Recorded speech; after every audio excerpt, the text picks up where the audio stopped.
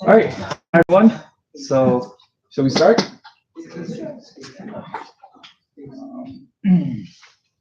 Okay.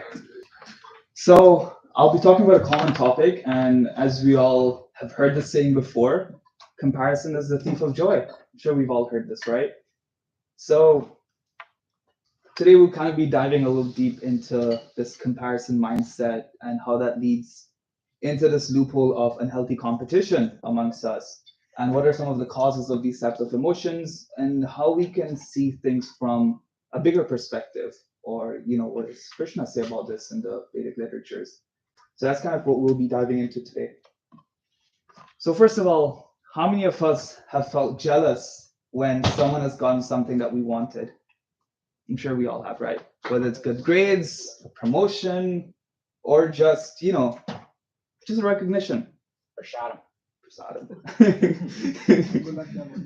Right. So it's good. We all can relate to that. Yes. And basically, comparison is unavoidable. As we can see in life, we're often pitted against each other, and naturally, comparison happens. Whether we're students, we get good grades. We're ranked based on grading. There will always be students at the top, at the middle, and there will always be those who will be at the bottom or at last place. Similarly, in the workforce, we're placed on a hierarchy system where some professions will always earn more than others, and some will earn less. It's a natural way of things. And this type of comparison is known for functional purpose, comparison for functional purposes, which is reasonable. We need this to survive. But then on the other side, we have what's called the comparison mindset. That is something which is a little bit undesirable. As you can see here, we have these two students, and one of them got 9 out of 10 on an exam. And look at how that other student is looking at them, just getting a 5 out of 10. So the facial expression says a lot. And that's kind of what we're going to be talking about today. Oftentimes we compare ourselves with others from the perspective of our own value. Many of the times if someone gets a good grade and we get a lower grade, then sometimes we might deem ourselves as worthless. It's natural. And similarly, if we see someone else earning more than us or getting a promotion, then we typically might become envious of them, or we perpetually think low of ourselves. And so this leads into the whole concept of unhealthy competition. And I'm not saying competition is a bad thing. It can also be a good thing. As we can see here, the gopis, even in the spiritual world, there's competition amongst gopis. Who can make the most beautiful garland for Krishna? Like that, they think. So one gopi is making a beautiful garland for Krishna. Prabhupada shares his story.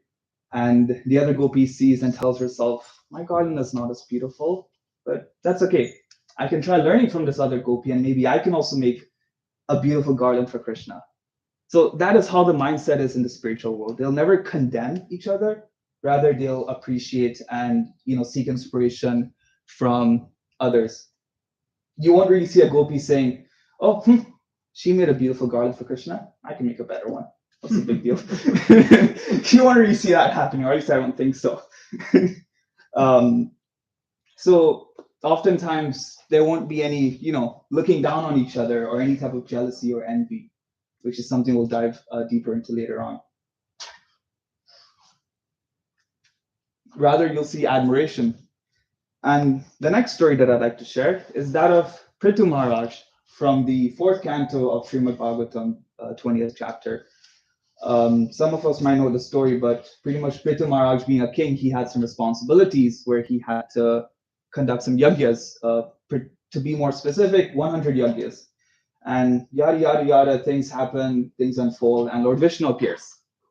So now, Lord Vishnu appears in front of him and says, I will give you any benediction, anything that you want, you name it. He's like, my Lord, I'm afraid to ask for a benediction. I'm afraid that I might get into trouble for asking for something which I'm not supposed to ask for. So then he says to Lord Vishnu that you're as a father to us, and a father knows what's best for his son. So similarly, you can give me whatever you feel is good for me, whether it's something bad or good. If you feel like it's right, I'll accept it. But I have one personal desire, he says. So Lord Vishnu asks, okay, what's that desire? So he says, I have a desire to massage your lotus feet. But he said there's just one problem. I'm afraid that Lakshmi Devi will get upset and compete with me. He says, here in the material world, even here there's competition. With Lord Indra, when he was performing his 100 yagyas, he performed the 99th yagya. And on the 100th yagya, Lord Indra got disturbed because he got his position due to performing 100 yagyas. So he got a bit disturbed, and in that mindset, he dressed up as a monk, and he stole that 100, the horse meant for that 100 sacrifice. So there's a lot of drama going on. Lord Brahma then came to kind of solve the problem, and he told Prithu Maharaj, it's okay, don't worry about it. Lord Vishnu came and says, I'm happy with whatever you've done.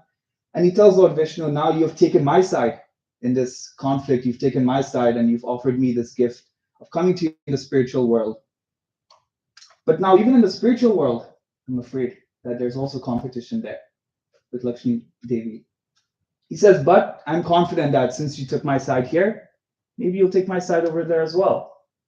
But then he gives one special analogy. He says, however, if in the spiritual world Lakshmi Devi starts competing with me, I'll tell her it's okay, don't worry. Lord Vishnu has 2 lotus feet, you massage the right leg, I'll massage the left leg. Done, everyone's happy. So like that he says. So even in the spiritual world, there's often competition. It's unavoidable. But nonetheless, it's one of inspiration. No one looks down on each other. So it's something that we can also try cultivating in our day-to-day lives. Now let's go back down to business. So you can start thinking about what are some reasons that this mindset comes into play, particularly this emotions of unhealthy competition. So we'd just like to open the floor for discussion. When you hear of this, term unhealthy competition, what are some causes? What are some words, phrases, emotions that come to mind? Just, if anyone would like to share, you can actually write them on the board. Jealousy. Jealousy, yeah, that's a big one.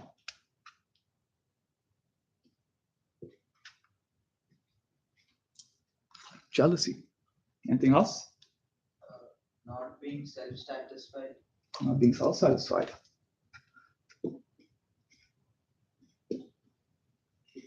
Validation. Not self-satisfied. Yeah, seeking validation.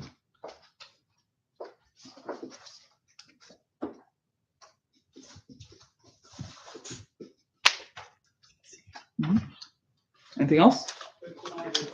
Sorry? Victim. Victimization, yeah.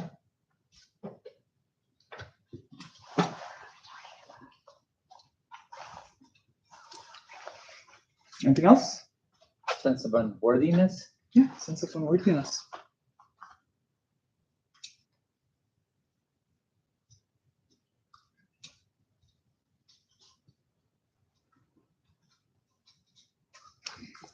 Right. Self-absorption. Yeah, you get too self-absorbed, for sure.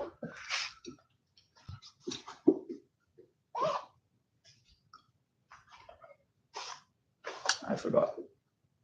Anyways. Well, what about the most important one? Envy. That also causes unhealthy competition, right? The first is also envy, right? It is. Jealousy. Jealousy and envy kind of go hand in hand. So yeah. Ego. Ego. That's also a really good one. Yeah. So here are a few. A lot of what you mentioned kind of falls into one of these categories, or a lot of them are very similar. So just something for us to think about. And essentially, there are 2 mindset when it comes to this unhealthy competition. As you can see here with the crabs. Why do you think we all feel okay just keeping crabs in an open bucket? They won't escape. They try to.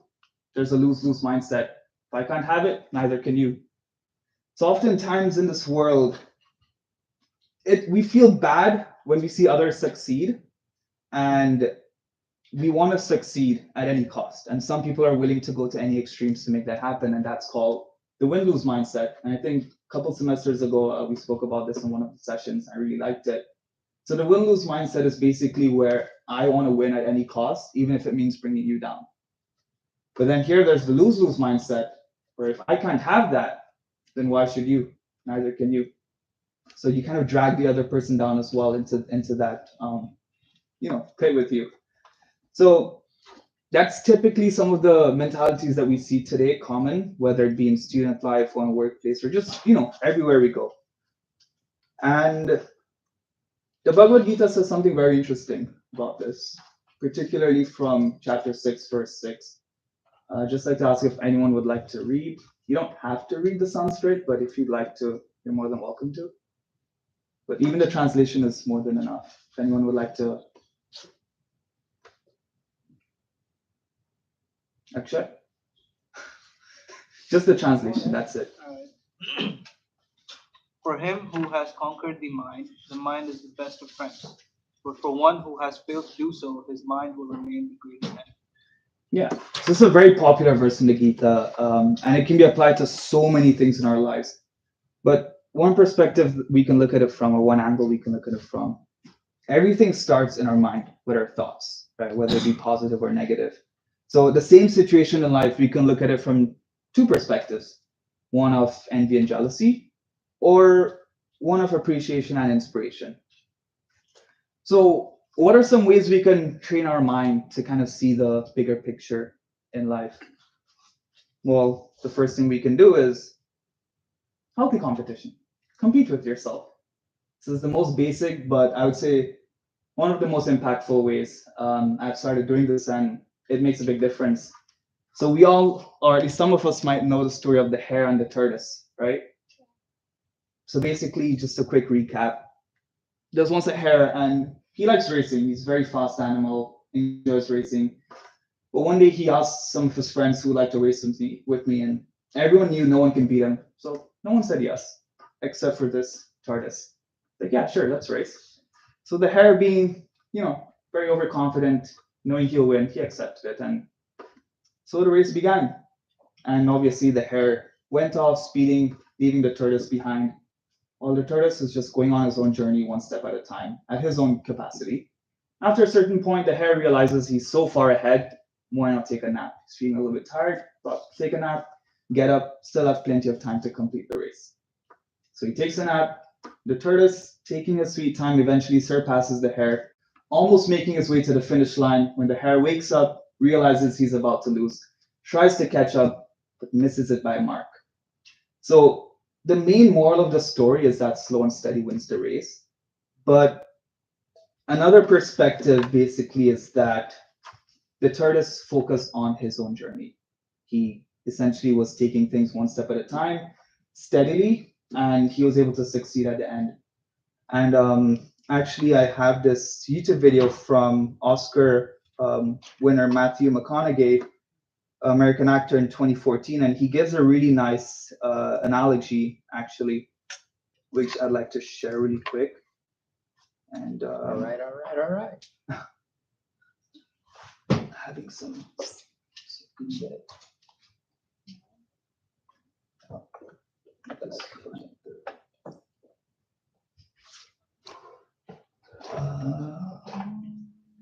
Why are you laughing? Wait 1 second.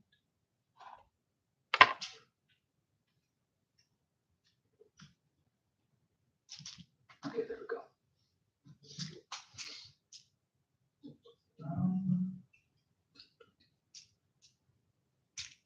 Yeah. The most proud of me. Thank you.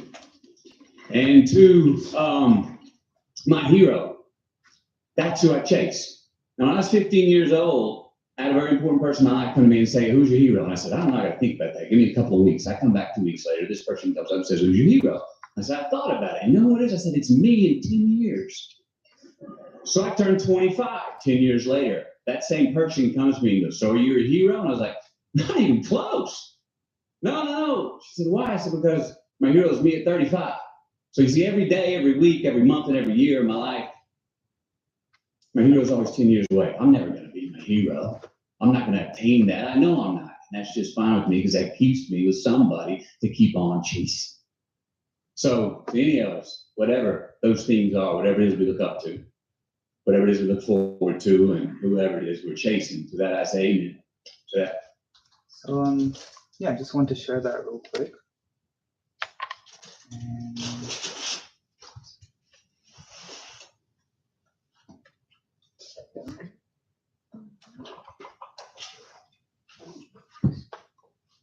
so we can also start, implementing a similar mindset and competing with ourselves rather than getting jealous when others may be ahead of us. We focus on our own journey, working towards our own aspirations and our own goals. And what that does is that it not only gives us that sense of satisfaction, which someone mentioned here, I'm not self-satisfied, but it also clears our mind from, these kinds of envy and jealousy. So I found that was a really nice story. And even the late Steve Jobs, founder of Apple, he said that competing with others is a distraction from our inner creativity. If we compare ourselves with others too much, we succumb to ordinariness. Worst case scenario, we become boring. Even Gaur Gopal Prabhu mentioned in one of his books, Life's Amazing Secrets, that there was a small child. He was learning the traditional Kathak dance, and one day in a class, he noticed he was missing all his steps, wasn't able to, synchronize properly. So he asked his teacher, "When will I be as good as the other students? When will I be able to dance as gracefully as them?" Teacher says, "Once you stop comparing yourself to others, that's when you'll be able to do it." Teacher said that your goal is simply to be better than you were yesterday. That's it. And I really like that mindset. Gaur Gopal Prabhu also mentions that we should be open-minded and willing to, continue growing by seeking inspiration from others, and also just looking back on our lives and thinking, okay, 6 months ago, what's the kind of person I was, and what are some of the qualities I've achieved in this time? Am I more patient or, more tolerable, that sort of stuff. And I mean, obviously 5 years before, none of us would have thought that we would be here today studying this degree, being here on a Friday night. I'm sure we all would have been doing other stuff on Friday night. So I just want to share that. And then the next theme, complementing and appreciating. As you can see, these colors complement each other quite well. So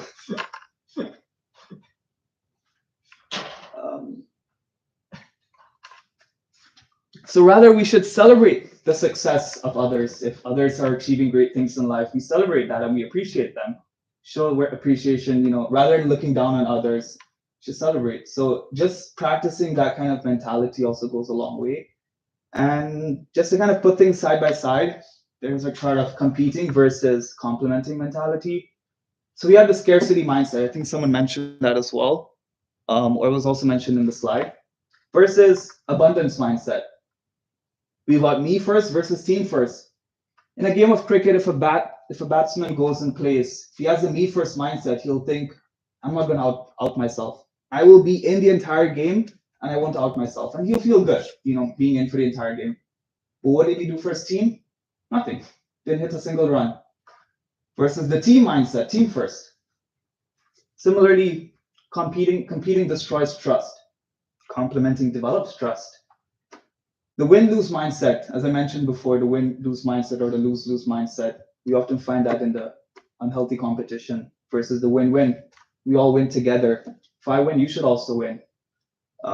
Single thinking versus shared thinking, excluding others versus including others. And a nice example of this complementing mindset is seen in the Ramayana. As many of you are familiar with this, if you're not, then let's take a quick recap. So in the Ramayana, when building the bridge of stones, we have this tiny little squirrel, and he's only able to lift a mere pebble, but still Lord Ram greatly appreciates him because within his capacity, he's giving his 100%. That's it. Versus Hanumanji, he's also giving his 100% on a much larger capacity, but that's his 100% capacity. So Lord Ram appreciated both Hanumanji and the squirrel greatly. So similarly, the Lord appreciates us when we give our best capacity within our efforts and we kind of focus on our own journeys. And the third theme is drawing inspiration from others. Kind of touched on this a little bit, but essentially we look up to others, if we see there are some qualities that we like in certain people. If, Rishabh got a good grade on midterms, but I didn't. I also want to get a good grade on midterms, so I'll seek inspiration from him. I'll find out, what are some of the strategies he's doing and how is he studying, and I'll also try implementing that. Or so that's the kind of mindset we can try looking at, and it comes a long way.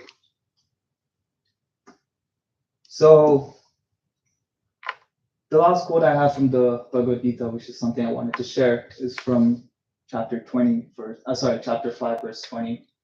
And again, if anyone else would like to read, right, Rishabh, you can try reading the Sanskrit, but you don't have to. So, I would have preferred the Devanagari for Sanskrit, but I'm so. no worries. A person who neither rejoices upon achieving something pleasant nor laments upon obtaining something unpleasant, who is self-intelligent, who is unbewildered, who knows the science of God is already situated in transcendence. So the thing is, this verse can be a little bit heavy. It was definitely heavy when I first read it, but there are two perspectives I want you to look at it from. So the first being is that knowing that everything and everyone is a part and parcel of Krishna, we can overcome this kind of comparing mentality. So basically, any type of contribution we make, anything big or small, or anything good or bad, we kind of understand that it doesn't affect us on the spiritual level or on the soul level. It's more so just on this temporary material platform. But no, that doesn't mean that you shouldn't strive to do big things in life. No, that's not what it's saying. Definitely go for it. But in that process, you kind of, develop the mentality that I'm doing the best that I can, and you're self-satisfied. You're happy with what you have. Or another where it mentions here is that a person who neither rejoices upon achieving something pleasant. Don't take this too extreme. It's not saying if I get a good grade or if I get a promotion, I shouldn't be happy. Of course not. Be happy, buy a new car, get a new house, enjoy it, celebrate. But you keep in mind that it's not just your efforts. It's not just a me first kind of thing. It's you acknowledge and you express gratitude towards those who have helped you achieve to that, whatever that accomplishment is, whether it be friends or families, or whether it be someone higher, divinity. Obviously, there are certain things not within our control, and without that helping hand, many times we can't do certain things. So when we do something good, just acknowledging that it has come from a higher source, that type of mentality really comes a long way. So how do we put this all together? Here it is. True success lies in improving yourself. Compete with yourself to become the best version of yourself by focusing on growth, gratitude, and inner peace. Now, how do we do that? Oh, here it is. So for growth, we have reflect. Just spend 5 minutes a day reviewing your actions and setting your personal goals. What do you want to be? What are some qualities that you'd like to have? Kind of reflecting on that future, what it is that you want to do. But even reflecting on the past, even if it's today, did I say something wrong? Did I act out of jealousy or envy towards someone? 6 months ago, where was I, and now where am I? Just that kind of giving yourself that time to reflect on those thoughts and those experiences, and also what you aspire for, comes a long way. And then secondly, for gratitude, there's appreciate. I started, doing this gratitude journaling where you kind of write down qualities you admire in others and you try to learn from that. So that also comes a long way, just kind of writing down some of the qualities that you've observed in other people and what you kind of aspire to acquire. Oh, there was also something really nice I forgot to mention. I am very sorry. The story of the squirrel. Krishna is more attracted to our service attitude and our mood of gratitude rather than magnitude. I really like this saying. It's something you just kind of keep up on your study desk. You look at it every day, you remind yourself about it every day, and it's just starting your day with positive energy. And then lastly, for inner peace, we have our spiritual practice. It's as simple as that. Even if it's 5 to 10 minutes, whatever big or small it may be, whether it be our chanting or meditation or yoga, whatever it may be, these kinds of activities help us to calm the mind and achieve that inner peace. So that is kind of what I had for today, just something to reflect upon. And I know as students, we often go through these, a lot of these emotions. It's very common. Even when you go into the workplace, it's also very common. So just kind of, doing a little bit of reflection, appreciation, kind of, competing with yourself. These are just a few things that if we start putting into our lives little by little, it adds up and it makes a big impact. So now I will open the floor to any questions or any discussions. Maybe could you speak a little bit more about just kind of the idea of running my own race? Because it seems like a never-ending battle to keep looking against myself when, let's say, the tortoise and the hare. If the hare didn't stop, there's a certain amount of reward or other things that many people find desirable that the tortoise wouldn't get. And so even if the tortoise consoles himself saying, I did the best I can, the reality is society rewards one sense of achievement versus another sense of achievement. So you often fall into that mindset of never being satisfied. You feel like, okay, if I do this, I'm going to get this reward, and you do it and you get the reward. But then oftentimes, you kind of go into this loop, I can get more. So that's something I've seen where you kind of, you want a promotion, so you work really hard and then you get that promotion.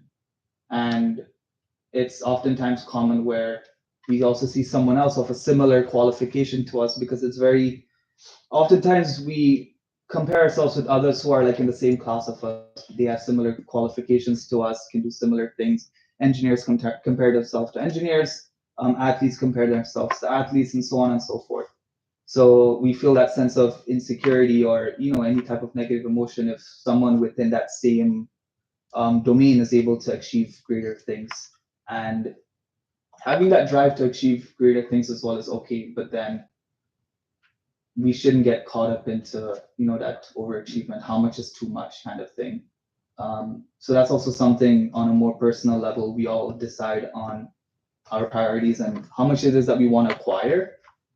And being more aware or being more conscious, you kind of realize in life. So for example, as I said, you get a promotion, maybe someone's making $100,000 and now you see someone else making 120. How do you feel about that?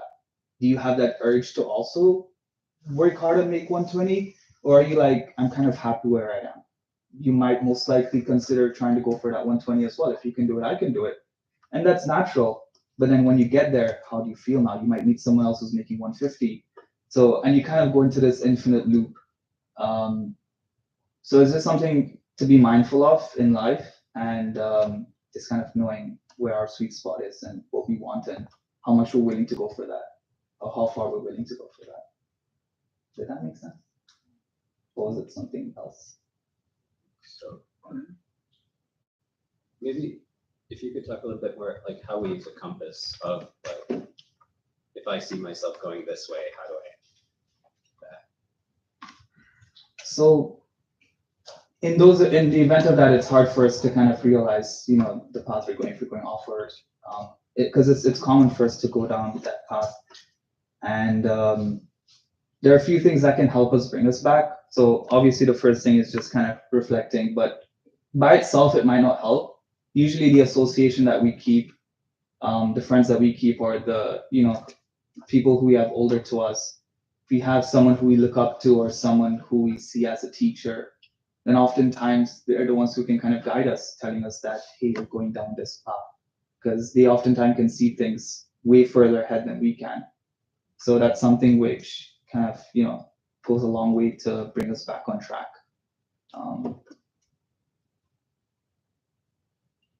Yeah, and it can be as simple as a friend. It can be a friend, a senior friend. It can be a family member. It can be a guru. It can be anyone. As long as you look up to them for guidance, then that's a big thing. I found it interesting that you found that verse to be really heavy. Because when I read the verse the first time, I was like, oh, yes, I get this, because we tend to be so volatile, in terms of, I get so happy, I'm at a high when I'm winning, and then when I lose, I'm at a low. So you're constantly like going through this duality and ups and downs. It's almost like you're this high octable, operating on a high octable rather than just on a steady path. Mhm. So like the idea was like, to me, it was like, it made so much sense to not get carried away and not to dwell on the highs or the lows, and just understand that it ebbs and flows, and that for every high there's a low anyway. So I should expect it rather than be surprised by it. And also appreciate both sides, because I'm learning on both sides. So I don't know. I just wanted to mention that because I just found your perspective interesting there. Yeah, that was a really nice. That was a really nice point. If I may, Girish, I think contentness comes to mind, right? So, our ability to be satisfied with what we have, and spiritual practice helps us to develop that contentment.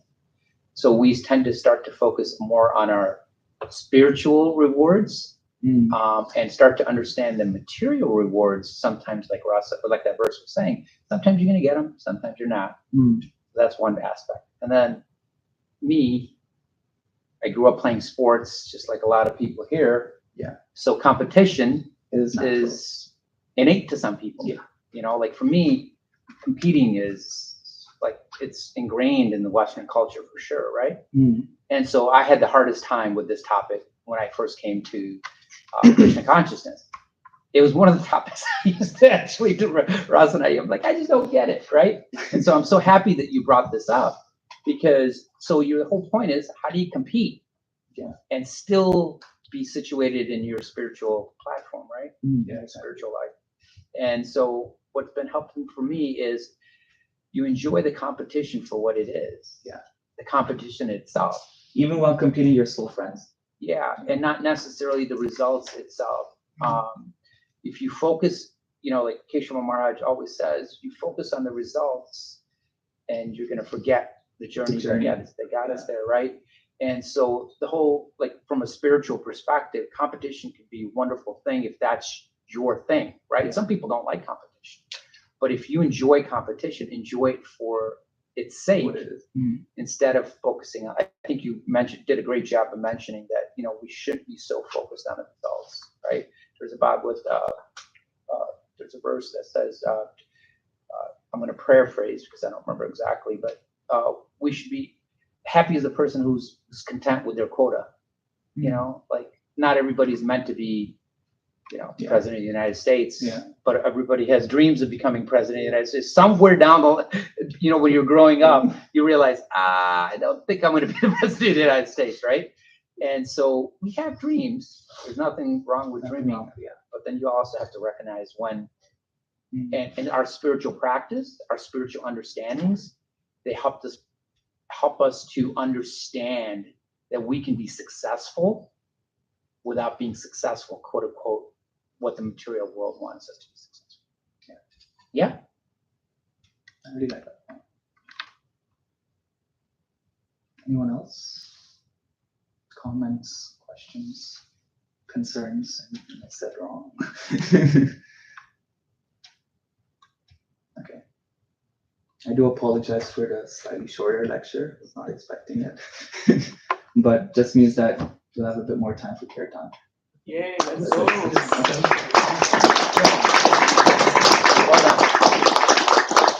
Okay.